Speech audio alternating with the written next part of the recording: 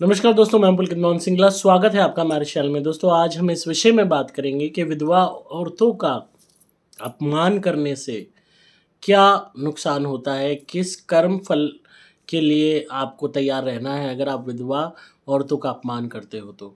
दोस्तों, समाज बहुत कम विधवा औरतों को सपोर्ट करता है और एक बहुत ही गलत लोगों के अंदर धारणा बनी हुई है कि विधवाओं को जीने का हक नहीं है। चाहे कह लीजिए कि ये रूढ़िवादी जो सोच है, ये बहुत पहले से चली आ रही है कि विधवाओं को सफ़ेद साड़ी पहनानी है, वो चप्पल नहीं पहन सकती, रूखा-सूखा खाना है, एक वक़्त का खाना है, तो उनको अपशगुन मानते हैं, किसी भी फंक्शन में, घर में शादी में नहीं उनको एंट्री देते। तो ये सारी जितनी भी प्रथाएँ चलती आ रही हैं, वो इतनी नेगेटिव रही हैं कि उनका इम्पैक्ट आज अर्बनाइज़्ड ज़िंदगी में भी है। आज ये चीज़ तो इतनी नहीं देखने को मिलती कि वो सफ़ेद साड़ी में कोई भी विधवा औरत होगी या चप्पल नहीं पहनेगी या फिर अपने केश कटवाएगी या खाना एक टाइम खाएगी, वो चीज़ें तो नहीं होती, पर फिर भी एक गलत दृष्टि से, एक इन्फीरियर दृष्टि से विधवा औरतों को देखा जाता है। उनको उतना शुभ नहीं माना जाता, ख़ासकर अगर कोई विधवा जवानी में हो जाती है तो। जवानी मतलब मिड एज भी आ गई और यंग एज भी आ गई। अगर कोई यंग एज में हो गई तो उसको इतना अपशगुनी कह देते हैं कि ये पति को खा गई, ये हो गया, वो हो गया। और अगर मिड एज में भी हो जाती है तो भी उस पे दोषारोपण बना रहता है। कोई बहुत ओल्ड एज में जाके विधवा हुई हो तो बात अलग होती है, तब वो औरत के भी अरमान मर चुके होते हैं। पर यंग एज में या मिड एज में विधवा होने पे ये समझ लीजिए उस औरत की ज़िंदगी इतनी ज़्यादा कठिन कर दी जाती है उस समाज द्वारा और उसके खुद के परिवार द्वारा कि उसकी कोई इंतहा नहीं है। चाहे घर में ननद हो या भाभी हो, चाहे कोई सास हो, अगर उसका बेटा मर गया तो वो उसको पूरा अपना जो खुंदक है उस पे निकालेगी, चाहे उसमें उस लड़की की कोई गलती नहीं है तब भी। और अगर गलती है तो क्या उसका होगा भगवान ही जाने। तो हर हालत में विधवा को ज़िम्मेदार ठहराया जाता है। लड़का बीमारी से मरा तो विधवा ज़िम्मेदार है, एक्सीडेंट से मरा तो विधवा ज़िम्मेदार है, अपनी खुद की गलती से मरा तो ज़िम्मेदार है, कहीं झगड़े में, मारपीट में, हत्या होके मरा तो विधवा ज़िम्मेदार है। तो हर हालत में उसको ज़िम्मेदार ठहरा देते हैं, टॉर्चर करते हैं मेंटली, फिज़िकली। यहाँ तक कि कई केसेज़ में घर के जो मर्द होते हैं दूसरे, उनकी भी गलत निगाह होती है कि हम इसको शारीरिक शोषण इसका करें और इसको इस्तेमाल करें। और घर की फीमेल मेंबर्स जो होती हैं ससुराल में, बहुत जगह ऐसा देखा गया है कि वो नौकरानी बना के रखती हैं कि ये अच्छी नौकरानी मिल गई, अब इसके अपने खूब काम लो और इसको रोटियों पे एक हमें नौकरानी मिल गई है, ये उनकी सोच है। और बहुत सी फैमिलीज़ में ससुर है, देवर है, यही जेठ है, ये अगर कोई वो जो है विधवा घर में है, तो उसका शारीरिक शोषण करना है। तो अलग-अलग गलत सोच के कारण विधवाओं का पतन इस दुनिया में, ख़ासकर हमारे इस देश में हो रहा है। इसमें अगर आप पूरी तरीके से भागीदार हैं, आप भी ऐसा करते हैं, तो ये समझ लीजिए कि इस जीवन में आप किसी भी औरत का अपमान अगर कर रहे हैं जिसका पति नहीं है, तो जो प्रताड़ना आप उसको दे रहे हैं, वो सारी प्रताड़नाएँ आपको नेक्स्ट लाइफ़ में मिलेंगी। इस लाइफ़ में भी मिल सकती हैं और अगले जन्म में भी मिल सकती हैं। इस जन्म में अगर मिलती हैं तो किस रूप में मिल सकती हैं?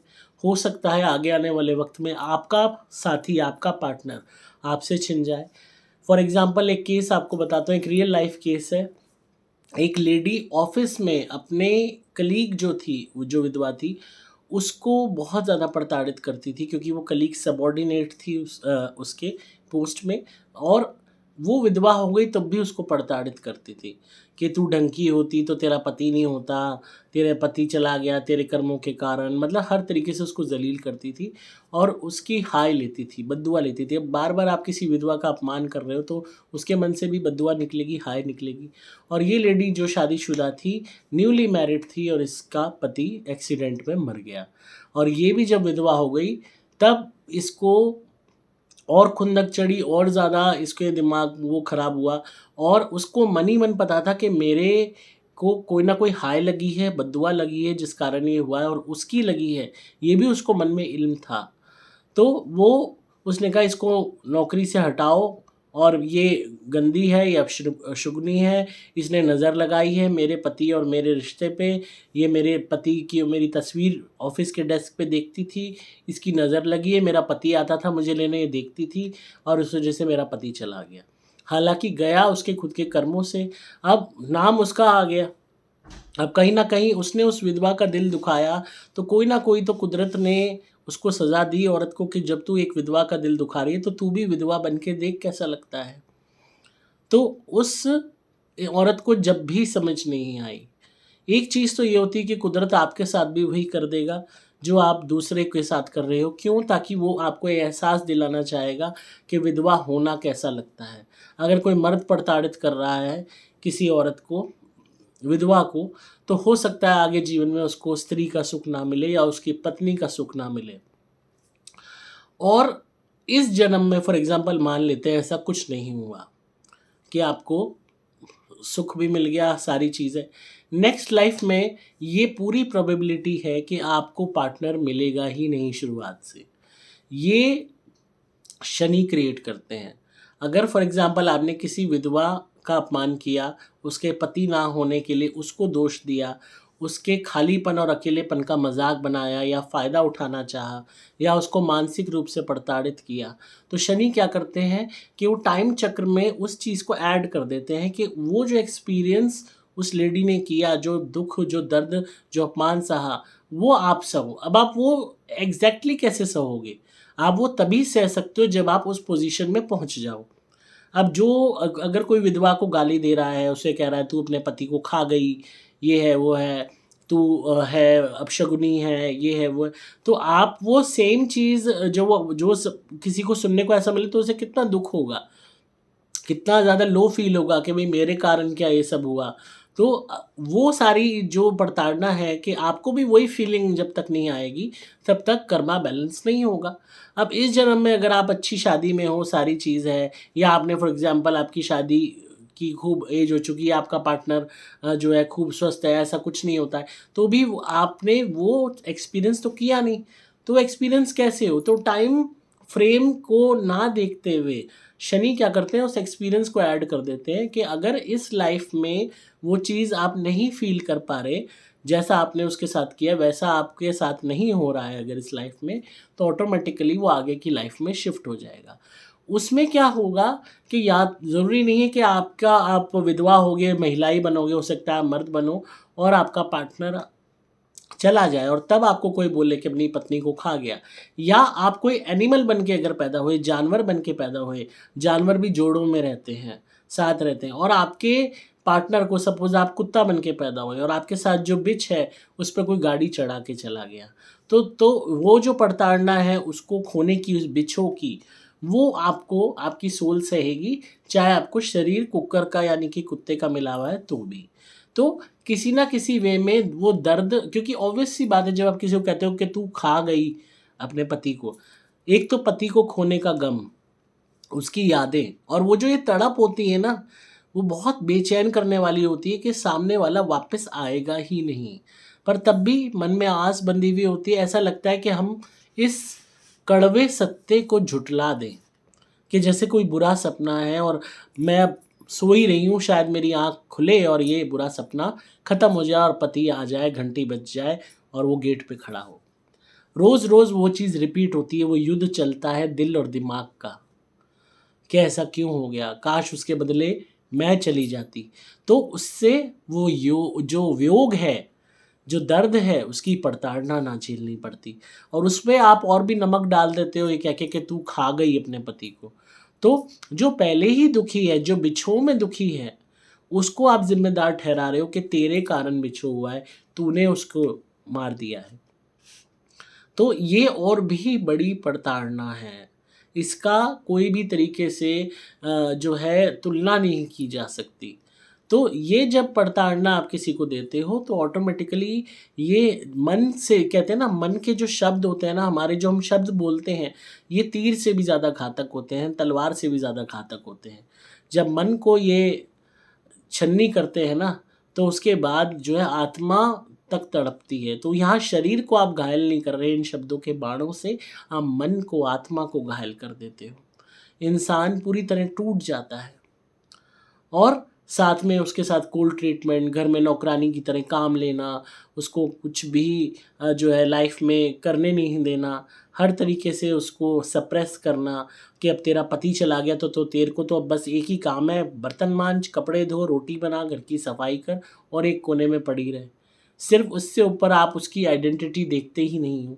ये नहीं सोचते कि उसको पढ़ाओ लिखाओ, आगे उसकी कोई स्किल डेवलप करो, उसको कहीं जॉब का जो है मौका मिले, या दूसरी शादी के लिए उसके लिए कोशिश करो, उसकी ज़िंदगी बेटर हो। तो वो सब कोई नहीं सोचता, बहुत कम होते हैं जो ऐसा सोचते हैं कि उसको भी जीने का हक है। लोग सोचते हैं जो मर गया उसके साथ इसको भी मार दो जीते जी। और ये सबसे गंदी सोच है हमारे हिंदुस्तान में, लोगों की सबसे गंदी सोच है। तो इस बात को समझिए कि आप किसी जीते जागते इंसान को मानसिक तौर पे भी मार रहे हो, आत्मिक तौर पे भी मार रहे हो, शारीरिक तौर पे भी मार रहे हो। आपसे बड़ा पापी कोई नहीं है। माँ बाप भी सेल्फिश हो जाते हैं। लड़की विधवा हो गई, ससुराल में पड़ी है, दुख भोग रही है, उसको वापस नहीं लाते, उसको अपने साथ नहीं रखते। वो कहते हैं ब्यादी ख्यादी हमारा पीछा छूटा। तो इसका मतलब आप कितने मतलबी हो, आपका कोई भी, इसका मतलब आप तो ऐसे बिहेव कर रहे हो जैसे आपने वो जनी ही नहीं है, जैसे आपका वो खून है ही नहीं, जैसे हराम में पैदा हुई है। तुम तो ऐसे सोच रहे हो जो तुम 2 वक़्त की रोटी नहीं खिला सकते। क्योंकि घर में बहू आई हुई है, उसकी हाथ की रोटी खानी है, बेटा जो है पैसा नहीं खर्चेगा, तो माँ-बाप भी फिर स्टेप मदरली ट्रीटमेंट करने लगते हैं। भाई चूड़ियाँ पहन के सीधा बहन विधवा को कहता है तू कहीं जा, कैसी हो, मैं तेरे को नहीं देख सकता। तो ये बहुत ही गंदा समाज है, बहुत ही मतलबी समाज है, जो एक औरत को बहुत ही बुरे स्थिति में छोड़ देता है। तो इसलिए इस बात को समझिए कि अगर आप ऐसा कर रहे हो, चाहे आप मायके वाले हो, चाहे ससुराल वाले हो, आप उस कर्म को भोगोगे, उस किए हुए पाप को भोगोगे। क्योंकि जब तक जो कुछ नेगेटिव, जो कुछ वो फ़ील कर रही है, जो भी अपमान फ़ील कर रही है, जब तक आपकी आत्मा भी उस सब को फ़ील नहीं कर लेती, तब तक ये कार्मिक अकाउंट बैलेंस नहीं होगा। ये बैलेंस तब होगा जब आप वो सब झेल लोगे जो वो झेल रही है, जो आप जैसा बिहेवियर, जैसा एनवायरनमेंट आप उसको दे रहे हो, जब तक आप उस चीज़ को नहीं झेल लोगे वो बैलेंस नहीं होगा। तो अगर इस लाइफ में आप नहीं झेल पाते because of your good karmas of past life, या फिर आपके ग्रह बहुत मजबूत हैं, या किस्मत बुलंद है, तो चिंता मत कीजिए, वो चीज़ आप एड अप हो चुकी है। आगे आने वाले टाइम में सबसे घातक पता है क्या चीज़ होती है कि अगर हम इस जन्म में कुछ भी बुरा किसी के साथ करके बुरा झेल लेते हैं ना बदले में, तो हमें कहीं न कहीं एहसास होता है कि मन ही मन कि हमने उसके साथ बुरा किया था तो आज हमारे साथ ऐसा हो पाया। आप किसी के साथ भी बुरा कर लो, खुश हो जाओ, राज़ी हो जाओ, चौड़े हो जाओ अपने घर में, और कुछ सालों बाद, सपोज़ 10 साल बाद आपके साथ कुछ भी बुरा होता है, आपको याद आएगा वो किया हुआ बुरा, कितना ही पुराना हो। आपके माइंड में ग्लिम्स आएगी कि मैंने उसके साथ बुरा किया था, कहीं इस वजह से तो नहीं हुआ। गंदे से गंदे आदमी के माइंड में आती है। ये हमारा अवचेतन मन हमें बताता है कि देख, बहुत चौड़ा हो रहा था तू, बहुत उछल रही थी तू उसको अपमानित करके, अब देख तेरे साथ क्या हुआ। तो अगर इस जन्म में हो जाता है ना, तो यू शुड बी हैप्पी। आपको खुश होना चाहिए कि कम से कम हमें सज़ा भी मिल रही है बुरा करने की, तो हमारा कर्म बैलेंस हो रहा है। अगर इस जन्म में सज़ा नहीं मिलती हमें हमारे कर्मों की, तो वो सबसे ज़्यादा खतरनाक स्थिति है। क्योंकि अगले जन्म में जब आपके साथ बुरा होगा तो आपको याद नहीं होगा कि आपने किसके साथ बुरा किया था, कि आपके साथ बुरा हुआ है। तब आप यही सवाल करोगे कि मैंने किसी का क्या बिगाड़ा था जो मेरे साथ ही बुरा हो रहा है। तब आप कितनी ही थेरेपीज़ कर लेना, कितनी रिग्रेशन थेरेपी कर लेना पास्ट लाइफ की, जो भी आप विजुलाइज़ करोगे, आप उस पे बिलीव करोगे, नहीं करोगे, वो आप एक असमंजस की स्थिति में रहोगे। मैंने कल की वीडियो में क्या बताया था, पास्ट लाइफ रिग्रेशन के चक्कर में 15 इयर्स वो औरत ट्रॉमा में रही कि मैंने बुरा अपने पति का किया था तो मेरे साथ बुरा हो रहा है। पर डेडली श्योर तो नहीं हुआ जा सकता ना फिर। पर हम इस जन्म में अगर कुछ भोग रहे हैं और हमने किसी का बुरा कर रखा है, तब तो हमें श्योरिटी है कि हाँ, मैंने इसका बुरा किया था तो मेरे साथ आज ये हुआ। पर नेक्स्ट लाइफ में अगर आपको प्रीवियस बर्थ का या उससे भी बहुत पहले बर्थ का कोई कार्मिक आपका वो शुरू हो गया और आपको सज़ा मिल रही है, तो हु यू विल क्वेश्चन, किससे करोगे सवाल कि किसका हमने बुरा किया था जो ऐसा हो गया। तो इस बात को समझिए, बुरा मत कीजिए। इस लाइफ में आपने बुरा खूब कर लिया, मौज से ज़िंदगी जी रहे हो, नेक्स्ट लाइफ में यही सवाल आप करोगे, मैंने किसका बुरा किया था जो मेरे साथ ऐसा हुआ। और जो विधवा औरतें हैं वो पहले ही दुखी हैं। पार्टनर के जाने का बिछोह सबसे बुरा होता है,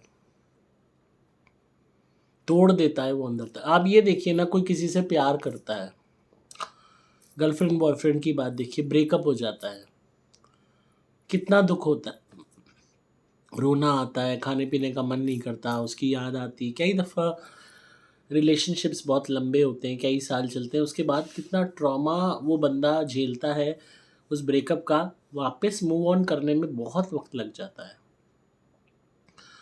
तो सोचिए, जिसकी शादी के बाद जिसने अपने पार्टनर को फिजिकली खो दिया, डेथ ने अपार्ट कर दिया, उस इंसान का ट्रॉमा आप सोचिए। तो इसलिए कभी भी किसी विधवा औरत का अपमान मत कीजिए। भगवान ना करे अगर आप भी उसी स्थिति में आ गए तो क्या होगा। आई होप आपको आज की वीडियो पसंद आई होगी और आप थोड़ा सोचेंगे। इसी तरह सुनते रहिए, प्यार देते रहिए। मैं हूँ आपका दोस्त पुलकित मोहन सिंगला।